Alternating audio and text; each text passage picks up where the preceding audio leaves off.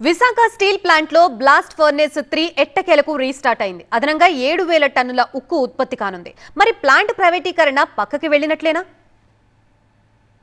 Visakha steel plant ఉత్పత్తిలో మరో కీలక అడుగు పడింది. స్టీల్ ప్లాంట్ బ్లాస్ట్ ఫర్నేస్ 3ని ఎట్టకేలకు పునః ప్రారంభించారు. ప్లాంట్ ను పూర్తి సామర్థ్యంతో నడిపినప్పుడే నష్టాలను అధిగమించి లాభాలు వస్తాయని ఉక్కు మంత్రిత్వ శాఖ భావించడం, దానికి తగిన నిధులు కేంద్రం సమకూర్చడంతో గత డిసెంబర్లో మూతపడిన BF3ని మళ్లీ ప్రారంభించారు. ఇందులో నుంచి రోజుకు 7,000 టన్నుల ఉత్పత్తి లక్ష్యంగా పెట్టుకున్నారు. మిగిలిన 2 బ్లాస్ట్ ఫర్నేసుల ద్వారా ప్రస్తుతం 14,000 టన్నులు వస్తోంది. 3 బ్లాస్ట్ ఫర్నేసులకు అవసరమైన ముడి పదార్థాలను నిరంతరం సరఫరా చేస్తే రోజుకు 21,000 టన్నుల ఉత్పత్తి జరుగుతోంది. అలా 6 నెలలు చేస్తే ప్లాంట్ ను నష్టాల నుంచి లాభాల బాటలోకి తీసుకురావచ్చని యాజమాన్యం చెబుతోంది. బ్లాస్ట్ ఫర్నేస్ 3 పై ఇప్పటికే కార్మికులు హర్షం వ్యక్తం చేస్తున్నారు. స్టీల్ ప్లాంట్ కు మంచి రోజులు వస్తాయని భావిస్తున్నారు. కానీ కంపెనీకి లాభాలు వస్తాయన్న ఆశ లేదంటున్నారు. ఈ బ్లాస్ట్ ఫర్నేస్ 3 కి రా మెటీరియల్ కూడా NMDC నుంచి వస్తే NMDC నుంచి మంచి క్వాలిటీది తక్కువ రేటుకి వస్తుంది గవర్నమెంట్ కంపెనీ నుంచి. మినిస్ట్రీ ఆఫ్ స్టీల్ లో ఉన్న ఈ NMDC నుంచి రా మెటీరియల్ తీసుకురాలేకపోతున్నారు ఈ మినిస్ట్రీ వాళ్ళు. ఈ బ్లాస్ట్ ఫర్నేస్ 3 నడపడానికి పెల్లెట్స్ కొంటున్నారు. దానివల్ల టన్నుకి 2,000 3,000 ఎక్స్ట్రా పెట్టి పెల్లెట్స్ కొని ఈ యొక్క లైటప్ చేశారు.